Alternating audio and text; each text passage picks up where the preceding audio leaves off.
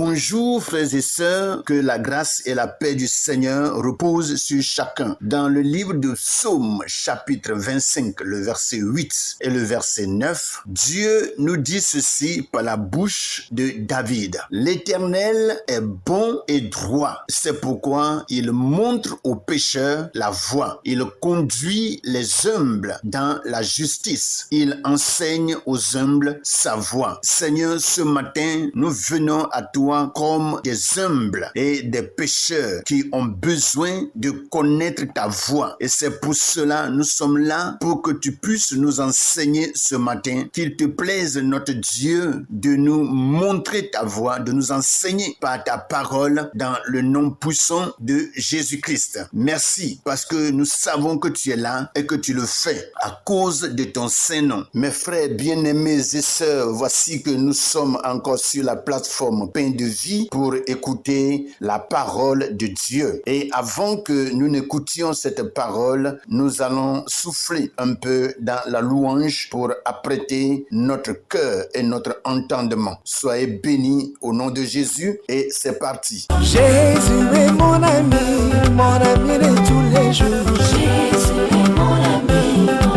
de tous les jours. Jésus est mon ami de chaque instant. Jésus est mon ami de tous les jours. Oh, Jésus est mon ami de tous les temps. Jésus est mon ami de tous les jours. Jésus est mon ami de tous les jours. Il est mon ami de tous les Jésus temps. est mon yaya De tous les jours. Il est mon ami de tous les Jésus temps. est mon ami De tous les jours. Il est mon ami De tous les temps. Quand les diables m'attaquent, il est là pour me défendre. Quand le diable m'attaque, il est là pour me défendre. Quand les diables m'attaquent, il est là pour me défendre. Quand le diable m'attaque, il est là pour me défendre. Oh Dieu créateur, tu es digne des louanges.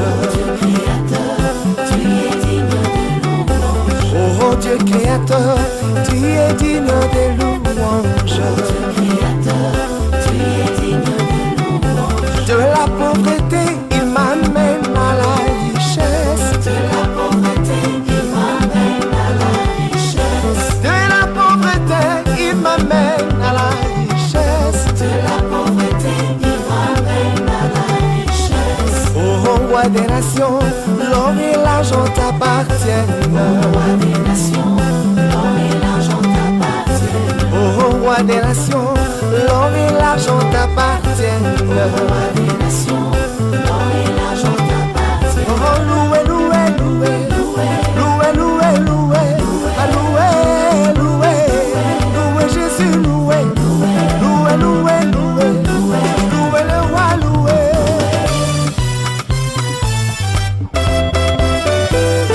Merci Seigneur pour cette louange merveilleuse qui a pu rafraîchir l'esprit de chacun et préparer notre entendement pour la méditation de ce matin. Nous nous remettons à toi et nous prions pour que tu puisses parler au cœur de chacun d'entre nous et que tout ce que nous allons recevoir de ta part ce matin puisse rester en nous et surtout que nous puissions mettre cela en pratique pour grandir dans la marche avec toi. Que toute la gloire, la puissance, l'élévation soit à toi notre Dieu. Sois béni dans le nom de Jésus. Frères et sœurs, soyons tous bénis par la main puissante du Seigneur Jésus-Christ. Sans trop tarder, je vais inviter chacun à prendre la Bible dans le livre de Ecclésiaste chapitre 10 et nous lisons ce matin à partir du verset 13 au verset 15 et je lis dans la version Louis II. Et Dieu va encore prendre ce moment pour nous instruire et nous montrer ce que vraiment nous n'avons pas encore découvert. Que sa grâce se repose sur tout un chacun et que son amour soit manifeste dans notre vie, dans le nom puissant de Jésus. Rapidement, je passe à la lecture. Il est écrit, le commencement des paroles de sa bouche est folie et la fin de son discours est une méchante haute folie. L'insensé multiplie les paroles. L'homme ne sait point ce qui arrivera et qui lui dira ce qui sera après lui. Le travail de l'insensé le fatigue parce qu'il ne sait pas aller à la ville. Voici ce que la version Louis II nous dit. Nous allons rapidement porter nos regards sur la version français courant où nous allons lire le même passage. Ecclésiaste chapitre 10 à partir du verset 13 au verset 15. Il est écrit, il commence par dire des sottises et termine par de dangereuses insanités. L'imbécile ne peut plus s'arrêter de parler. Pourtant, l'homme ne sait rien de l'avenir. Qui lui dira ce qui arrivera après lui? Le sot se fatigue beaucoup pour peu. Lui qui ne sait même pas trouver son chemin pour aller à la ville. Voici ce que le français courant nous dit ce matin. Nous allons ensemble profiter de ces deux versions et passer à notre méditation du jour. Pendant que nous sommes en train de lire ce passage, si quelque part j'ai un thème à donner, c'est la sagesse dans nos paroles et nos actions. Vous allez voir que dans tous ces jours, nous ne faisons que parler de la sagesse. Ça veut dire que la sagesse est un élément très important dans la vie de l'homme. Et Dieu profite de cette occasion pour nous en parler, pour que nous soyons vraiment remplis de sa sagesse pour agir conformément à sa parole. Que son nom soit loué. Ce passage nous enseigne trois vérités essentielles. Et la première vérité, la parole révèle la sagesse ou la folie de notre cœur. Et dans cette vérité, le sage parle avec prudence, grâce et discernement. Mais l'insensé se perd dans des discours vides et insensés. Dès le commencement de ces paroles, on voit qu'il manque de la sagesse. Et plus il parle, plus sa folie se manifeste. Nous voyons clairement que lorsque l'insensé s'exprime, quelqu'un qui est certainement, comme le mot le dit, dépourvu de sens s'exprime, au fur et à mesure qu'il parle, on ne trouve rien de sagesse qui sort. Plus il avance dans ses paroles, plus il se perd et plus il manifeste sa folie. Donc, par rapport à cela, nous devons en réalité savoir qu'il n'est pas du tout bien d'être insensé. Il est mieux plutôt de chercher à connaître, à apprendre et avoir une lumière des choses pour que nous puissions savoir marcher dans ce monde et aussi plaire à Dieu. Dans l'application de ce point, nous pouvons dire que nous devons veiller à nos paroles. Jésus a dit que nous rendrons compte de toutes paroles inutiles, selon Matthieu chapitre 12, le verset 36. Il est écrit, parle-t-on pour édifier ou pour détruire? Nos paroles glorifient-elles Dieu? Ah, mes frères, ce que Dieu nous dit ce matin est vraiment fort. Et il y a lieu en réalité de prendre cela en compte. Et si quelque part nos paroles ne louent pas le Seigneur, que nous demandons à Dieu de nous aider. Parce que il est le seul qui peut transformer l'homme. Il est le seul qui peut changer l'homme. Alléluia. Le deuxième point, sinon la deuxième leçon que Dieu nous donne ce matin, la vanité des prévisions humaines. Nous voyons la vanité des prévisions humaines. Le texte dit, l'homme ne sait pas ce qui arrivera. L'insensé croit tout savoir et se livre à des discours vains sur l'avenir. Mais seul Dieu connaît des choses à venir. Et si nous avons une application par rapport à ce point, il faut dire que ne nous appuyons pas sur notre propre intelligence. Confions nos projets à l'Éternel, car l'homme propose, mais c'est Dieu qui dispose selon que nous-mêmes nous le disons dans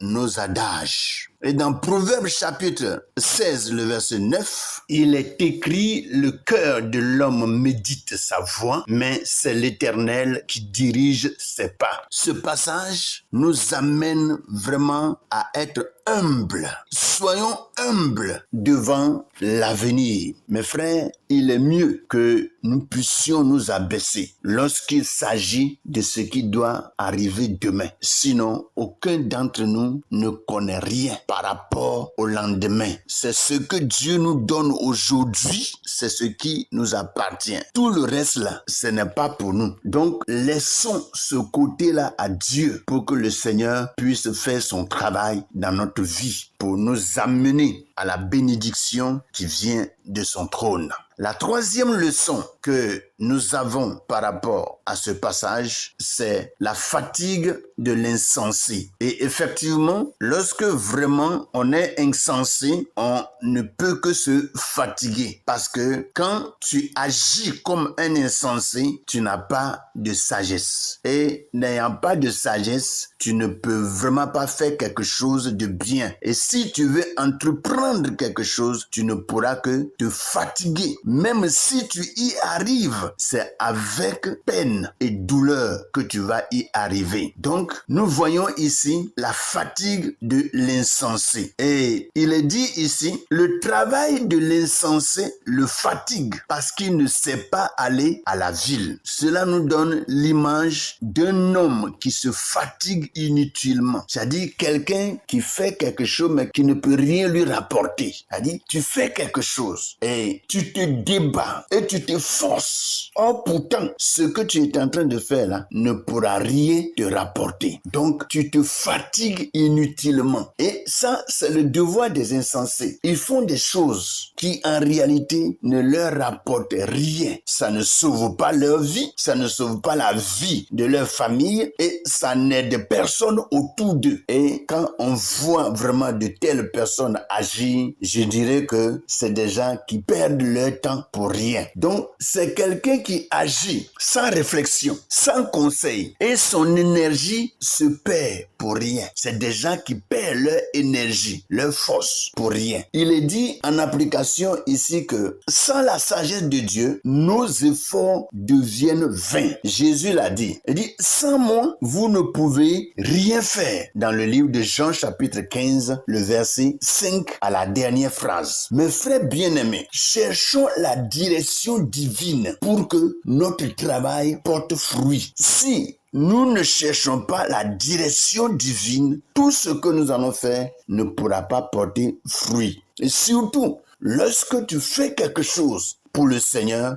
il faut que ce soit fait par la direction divine, c'est-à-dire mettre Dieu devant toutes choses. Alors, tu seras plus éclairé pour apporter quelque chose de bien, quelque chose de valeur. Alléluia. Donc, par ce message, je fais un appel à chacun. Demandons chaque jour à Dieu la sagesse véritable qui vient de lui. Il y a un passage que nous avons lu hier et qui apparaît encore aujourd'hui. Jacques chapitre 1, le verset 5, qui dit « Apprenons à parler avec sagesse, marcher avec discernement et nous confier à l'Éternel pour nos projets et nos efforts. » Que le Seigneur nous bénisse et fortifie chacun d'entre nous. Si nous avons une prière ce matin à faire, c'est de dire à Dieu, nous venons devant toi aujourd'hui pour te demander la sagesse véritable. Pardonne nos paroles vaines et nos discours sans discernement. Aide-nous à parler avec grâce, vérité et amour. Seigneur, nous reconnaissons que nous ne savons pas ce que demain nous réserve, mais nous mettons notre confiance en toi, maître de l'avenir. Éloigne de nous la fatigue inutile et donne-nous la direction de ton esprit pour que chacun de nos efforts porte fruit. Enseigne-nous à vivre et à travailler selon ta volonté afin que tout ce que nous faisons glorifie ton saint nom. Amen. Alléluia. Voici un peu ce que le Seigneur nous apporte comme enseignement aujourd'hui. Je crois que chacun d'entre nous a reçu sa part, mais davantage, nous pouvons continuer de plonger nos regards dans ce passage et recevoir plus de leçons et plus d'enseignements pour la vie de notre âme. Soyez bénis et passez une bonne et merveilleuse journée avec le Seigneur au nom puissant de Jésus de Nazareth. Amen.